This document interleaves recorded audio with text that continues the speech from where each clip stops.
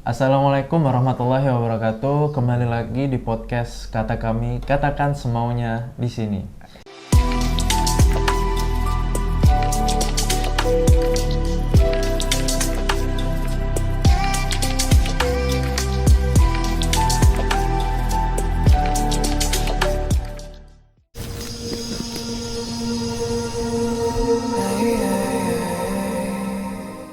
Nah, podcast Kata Kami ini adalah podcast yang diinisiasi oleh kami UIN Bandung ya. Nah, pada kesempatan kali ini izinkan saya memperkenalkan diri. Nama saya Rafli Saputra, anggota Departemen Sosial Masyarakat, dan di sebelah saya ini adalah Ferdian Arianto, yaitu Kepala Departemen Sosial Masyarakat, dan beliau ini adalah fans garis kerasnya Liverpool ya. Saya Arsenal. Saya di bawah aja gitu. Belum. Memang nggak stabil ya. Gimana kabar Arsenal? Nanti aja lah kita ini. Nanti aja lah. Jadi pada kesempatan kali ini, alhamdulillah kita diberikan kesempatan untuk mengisi podcast ya. Dan pada saat ini kebetulan yang waktunya ngisi adalah Departemen Sosial Masyarakat. Mungkin nanti di departemen yang lain kebagian ya, kalian tunggu aja nih. Nah, pada episode kali ini ya, sesuai dengan judul, kita akan membahas mungkin ya, apa sih di sosmed ini tuh kenapa itu kita harus peduli terhadap orang-orang yang terkena musibah, yang lagi kesusahan, yang terkena bencana dan sebagainya gitu. Kenapa kita harus melakukan aksi berbagi gitu, atau kita harus peduli terhadap mereka-mereka semua gitu. Nah, jadi itulah bahasan kita pada hari ini. Oke, langsung aja. Jadi menurut Kang Kang Ferdian itu gimana tuh Sosmas di UIN ini menanggapi isu ini gitu? Kenapa kita harus peduli gitu dan sebagainya? Yang pertama, kenapa kita harus peduli ya? Kenapa kita harus peduli gitu? Nggak hanya harus Sosmas gitu, tapi semua orang, terkhususnya apalagi kita Sosmas, harus peduli terhadap isu-isu yang kita angkat tadi gitu. Kenapa kita harus berbagi? Karena kita sebagai makhluk sosial ya harus saling membantu, dan Allah itu suka gitu dengan orang yang membahagiakan hati orang lain. Gitu, Rafli. Ya, jadi berarti kenapa kita harus peduli, kenapa kita harus berbagi itu dalam lingkup organisasi ya. Dalam lingkup organisasi. Itu nggak cuman harus yang di kami UIN tuh nggak cuman harus Sosmas ya, memang harus semua. Mungkin Sosmas ini sebagai ininya ya, sebagai mungkin motornya lah Sosmas. Sebagai motor yang gitu, menggerakkan gitu. Jalurnya lah Sosmas ya, gitu. Jalurnya. Mungkin Kominfo mau buka bantuan Sosmas nggak apa-apa. Atau yang lain. Iya. Nah, terus kalau kita nih, misalnya nih, kalau ada satu musibah atau bencana, misalnya teman kita ada yang terkena sakit atau orang tuanya sakit, atau memang kayak ada musibah banjir dan sebagainya, tuh gimana tuh teknis atau mekanismenya atau metode-metodenya kita dalam mencari donasi sampai menyalurkannya itu gimana tuh? Yang pertama tentu kita harus tahu kondisi target kita ya, teman kita yang kena musibah tadi. Terus gimana caranya kita ngadain donasinya? Ya kita koordinasi gitu dengan pihak-pihak terkait. Misalnya kalau Sosmas koordinasi kan itu udah ada penanggung jawabnya, koordinasi ke penanggung jawab serta komunikasi ke si yang kena musibah tadi. Baru sudah itu kita diskusikan, terus buka donasi. Targetnya berapa, terus berapa jangka waktu kita buka donasinya, terus kalau udah kekumpul sesuai target, kita kasih ke korban gitu, ke teman kita yang membutuhkan. Berarti kalau ada mudahnya gini, berarti kalau misalnya ada suatu musibah nih, terus kita mau terjun langsung bantu gitu, Sosmas nih langsung cepet tanggap gitu ya, langsung open donasi gitu ya. Contoh kalau bencana alam juga kita biasanya turun ke jalan untuk minta donasi, minta sumbangan. Dan juga kalau sekarang kan lagi pandemi, nggak mungkin lah kita langsung turun ke jalan gitu kan, nanti dirazia online, dirazia sama apa ya. Terus Bapak kita Juanu. ya paling kita mengakalinya lewat online gitu. Berarti kalau kita tuh kita nih sudah dapat nih, kita nih sudah tahu targetnya, kita sudah tahu masalahnya, kita terus open donasi, kita sudah dapat donasinya, sudah dapat amanah dari teman-teman gitu ya. Amanah dari teman-teman, sudah dapat sekian, sudah cukup, dirasa cukup, kita menyalurkan tuh gimana tuh? Habis kita dapat donasi itu gimana tuh habis itu? Habis kita merasa cukup target donasi kita tercapai gitu ya? Ya tercapai.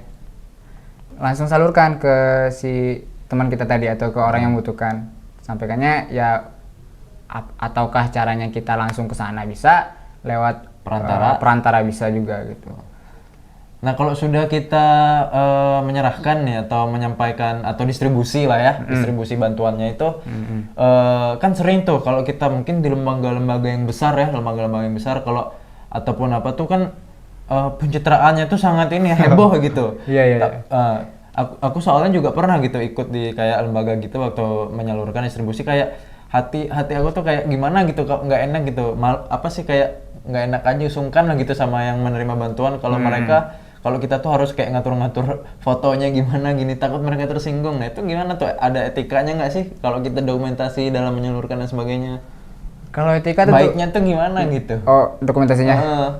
Ya tentu ada etika sih dalam dokumentasi. Ya nggak mungkin pas foto, Bu punten kurang kurang gitu, ya nggak mungkin kan. Nanti Ibu nanti pegang ini sama ini ya, nanti Ibu bilang gini ya. Nanti gini ya.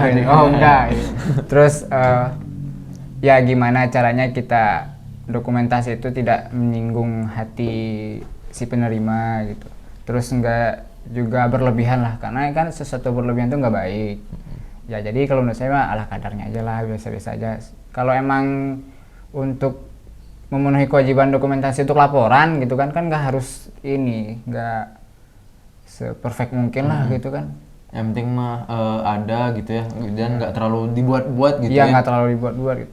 Kadang kasihan juga sih yang penerima gitu kan, udah nerima terus di dokumentasi kayak malu gitu. Mereka juga sepertinya nggak terlalu mengharapkan gitu kan ya, tapi mungkin ya mereka mau gimana lagi ya, ikutin aja lah, dikasih juga gitu ya. Jadi kayak gimana ya, miris juga sih gitu. Berarti tadi kita mungkin ya istilahnya tuh apa adanya, jangan terlalu dibuat-buat, seperlunya gitu ya, jangan sampai yang betul-betul membuat hati si penerima ini tersinggung gitu ya. Iya. Siap. Nah, berarti kalau kita sudah menyalurkan donasi itu nanti itu kan biasanya kayak ada laporan atau lah dokumentasi, pamer dan sebagainya, pencitraan.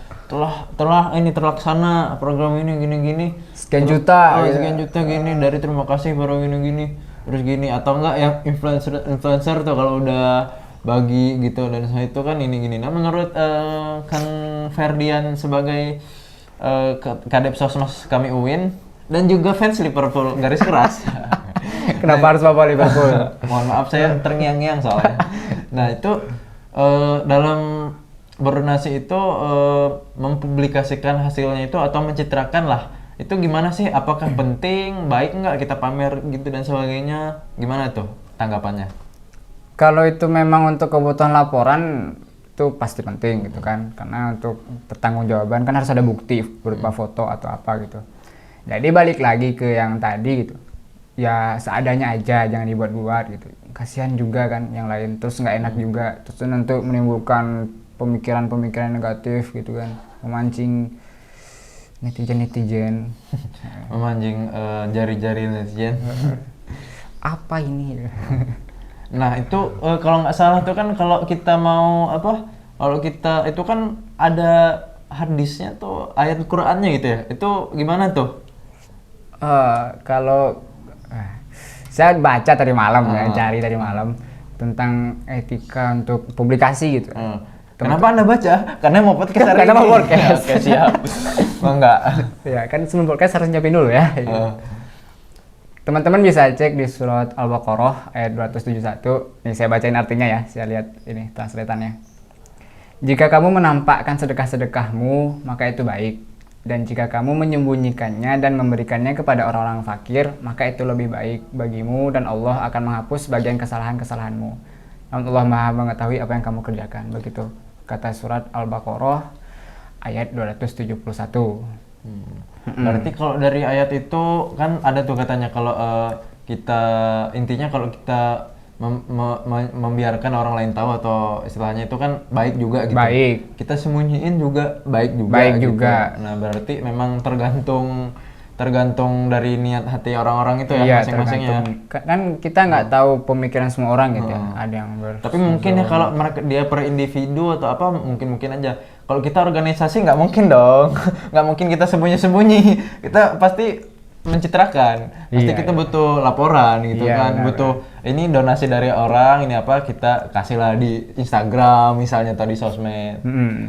Jadi gitu memang mau disebarluaskan, mau dipublikasi ataupun disimpan sendiri, mangga gitu ya. Nggak apa-apa, itu kembali lagi ke niatnya gitu. Kembali lagi ke niatnya.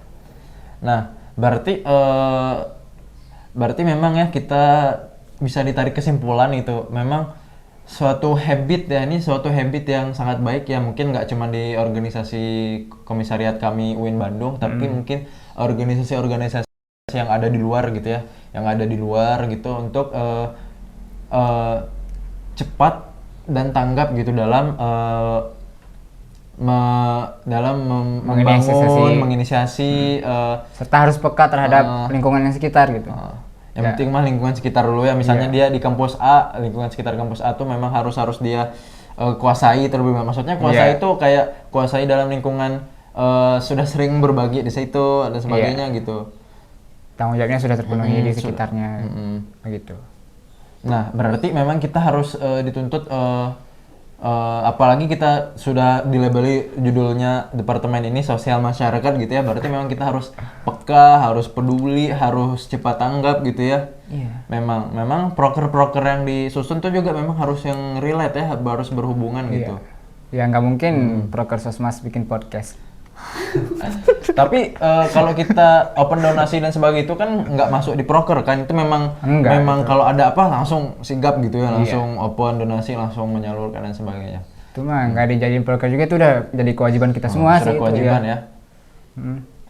Nah berarti memang sih kita bisa tarik kesimpulan memang habit ini itu memang harus dibangun gitu, harus dibiasakan ya, habit berbagi, habit peduli gitu. Iya, harus dibiasakan. Mungkin ada mungkin apa yang ingin disampaikan gitu sebelum kita tutup sesi kali ini dari saya nih? Closing statement lah yang greget gitu, apa gitu.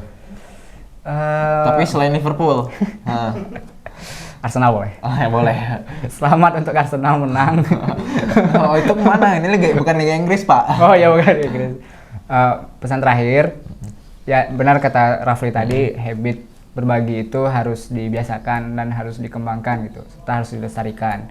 Karena kita sebagai manusia, makhluk sosial itu tentu kehidupan kita nggak terlepas terhadap diri kita sendiri gitu. Kita hidup bermasyarakat, maka saling tolong menolonglah. Dan Allah juga seneng gitu dengan orang yang menyenangkan hati orang lain. Gitu. Pahalanya besar lah. Insya Allah. Siap. Banyak berkah. Saya juga kepikiran tadi yang dengan ayat Al-Baqarah ayat 271 kan, itu kan disampaikan di akhir. Kan setelah menyampaikan kalau kita mempublikasi baik, kalau kita sembunyikan juga baik. Terus di akhirnya tuh ada bilang Allah kan menghapus kesalahan-kesalahan atau dosa-dosa kita lah. Nah itu memang penting ya, selepas kita manusia yang doif, yang lemah, tidak lepas dari dosa gitu kan. Aduh jadi ya Allah ampuni dosa Allah. Nah jadi gitu, mungkin itu juga sebagai perantara Allah mengampuni dosa-dosa kita gitu ya. Bisa. Ya jadi mungkin itu saja dari episode kali ini ya, tentang tadi yang sudah kita bahas. Semoga teman-teman yang mendengarkan dapat ilmu, dapat gagasan, dapat pengetahuan, ataupun dapat hal-hal yang dapat dipraktekkan oleh teman-teman sekalian gitu. Semoga bermanfaat ya. Nah, saya sendiri Rafli Saputra dan kadep kita kadep sosmas kita Ferdian Arianto mengucapkan terima kasih banyak yang telah mendengarkan. Jangan lupa dengarkan podcast Kata Kami, katakan semaunya di sini, podcast yang diinisiasi oleh kami UIN Bandung. Terima kasih. Wassalamualaikum warahmatullahi wabarakatuh. Waalaikumsalam.